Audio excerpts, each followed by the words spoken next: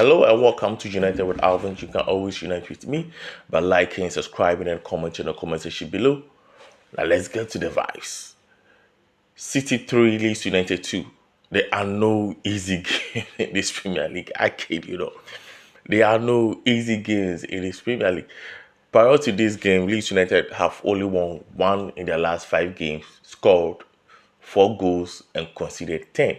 They are 18th in the Premier League table with 11 points. Look, I thought this would be a walk in the park for Manchester City, especially after scoring 2 goals in the first half. I thought they would come to the second half and continue to dominate like how they did in the first half. But I was surprised. Leeds United coming in stronger, played an incredible football, equalized 2-2. Look, we got a point. I thought Leeds United deserved a point. They deserved something in this game because of how they played in the second half. So much energy, so much enthusiasm. They deserve something, but Foden Brace put a dagger in Leeds United heart. And this is the first time Foden scored a goal since he scored against Manchester United, and it tells how inconsistent this City team have been. If you take Erling Haaland, who I think he's on a different pedestal. No, he's a different ball player altogether. He's on a different pedestal. And Jeremy Doku, I think this season has elevated his game. If you look at how when he came into the City side, mainly one-on-one and just trying to beat his marker. Now he has an understanding of the game. He has an intelligence to him. He just doesn't score up his player or his opponent. He's trying to look around and find how best he can, manipulate the game, put his players in a better position to score.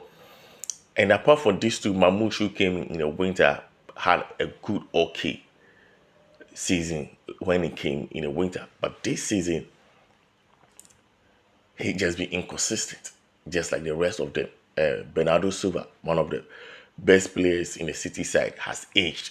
He doesn't have the intensity. He doesn't have, the energy to be running around when he was younger like he used to.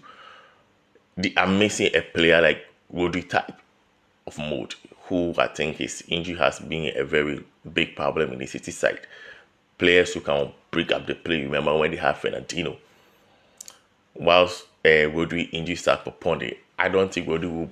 He might, but I don't think Rodri will be 100% fit for him to be on the level that he once was. Maybe I'm bluffing, but when you start having knee injuries, Achilles injuries, and it starts reoccurring, it's just difficult to be fit. It's just difficult for you to go to where you once was. And I don't think City will catch Arsenal. By the end of December, Arsenal will be out of sight and nobody can touch it. And nobody can touch them. The best team in the land at the moment. Sunderland 3, Bournemouth 2. Look, Sunderland will be the story of the season.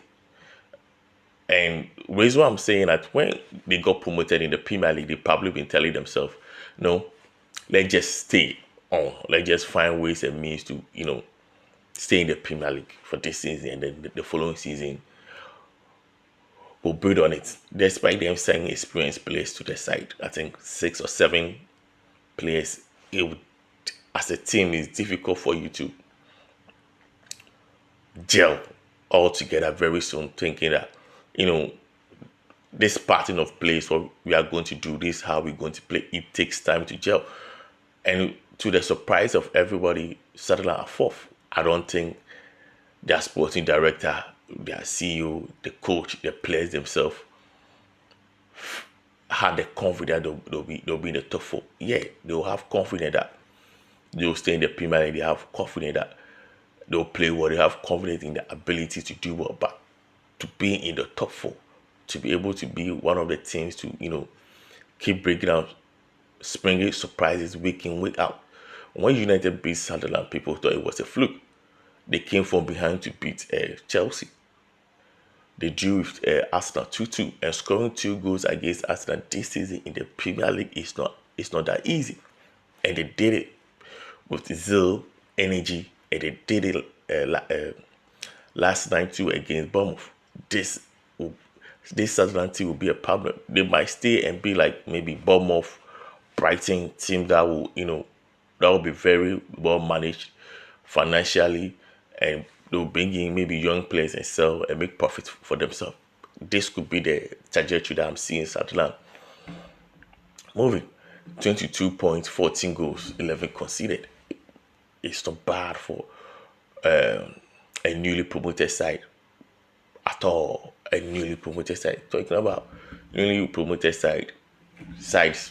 Brentford 3, Burnley 1. Look, when Brentford started the season, they started poorly.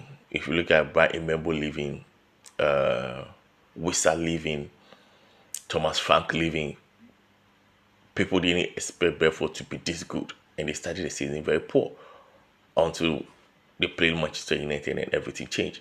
It tells you how they were, sometimes you don't get the result that people expect you to get immediately because it takes time to gel, it takes time to build. But the moment they had that result against Manchester United, everything changed. You could see the confidence in them.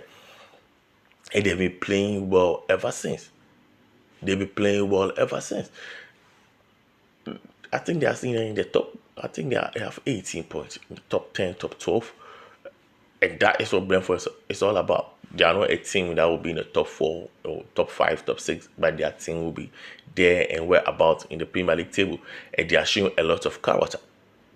Bournemouth, who I think is got to the point that the players that they sold is catching up to them. They started the season brilliantly. Semenyo, one of the best players in the Premier League, and they showed a lot of enthusiasm, a lot of energy in their play. Typical of Bournemouth, always running around, trying to find space, always trying to tire their opponent. Maybe had maybe the red card. The red card came too late, so I won't say the red card, influenced the scoreline. Sunderland was very good. Bournemouth came up to a fight. They showed their zeal, they showed their resilience. The game was very entertaining. This is what the Premier League is about. Sunderland proving yet again this weekend that they are not a team that you come in and run over them. They might get into top 10. If they're able to sustain and get to top 4, I'll be surprised because Manchester United are trying to get to the top 4 and we are struggling. And a new promoted side is in the top 4. I don't know.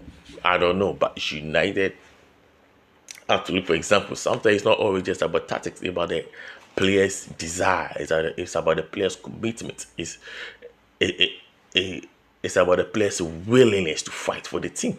And that is what United have to consistently do. And forget that the media, talking about Ruben Amorim 3-4-3 or whatsoever. It shouldn't be that. Concentrate on your football. Always come with your A game. Tottenham 1. Who did they play with? Fulham 2. It's taking Thomas Frank time for him to settle at Tottenham Hotspur. He's brought in a couple of players, and I think his place has been disappointing. Xavi Simons hasn't elevated Bournemouth. I said Bournemouth. Tottenham Hotspur. Simons hasn't elevated them. It looks like all the creative burden is on Kudus. And when you have a team and there's only one player who is a chief creator and the burden is always on him, when the opponent, find a ways to man-mark him, find a ways to take him off his game, it's easy for you to be beaten because everything goes through Kudus. Simons a little bit and there, but he hasn't really showed up. And it's making this Tottenham Hotspur team struggle. Some days, Paulino, I like Odebe also development at Tottenham Hotspur. Now he can see now his understanding of the game, why Tottenham went in at a very young age to, developing to become one of the best players in the Premier League. He's on his way there. It might not be this season, but 2 or 3 seasons later, he might get it. Ricky van der Beek is gradually becoming one of the best Premier League defenders, or probably the best Premier League defender, because the tackle that he won and the manner in which he was able to claim the clearance or intercept the ball without touching Chukwuemezi for any penalty is a world-class defending. It was a world-class defending. Spurs have to do better. Thomas Frank, there's a lot of pressure on Thomas Frank to deliver. But take nothing from Fulham, who I think Santos has been great with them. He has been with them, I think, 4 or 5 seasons, and they've consistently produced good football. They've consistently played well. They had a rough patch, but I think they are back to, they've got their mojo back, and they have Premier League proven players. So it was always going to be tough for Tottenham, looking at how inconsistent they've been this season. Fulham deserved the win, deserve whatever it came to them. But this is how the Premier League is. There are no easy games. There are games you might thinking, okay, Tottenham is going to win and spring a surprise on you. There are games you think City is going to walk the park with Leeds United, and you'll be surprised how good Leeds United will turn up. It doesn't matter their previous form. It doesn't matter their previous game. It's the game at hand. These Premier League teams prepare themselves for each and every game. Please continue to like, subscribe, comment in the comment section below, and let the channel grow. United with the Alvin.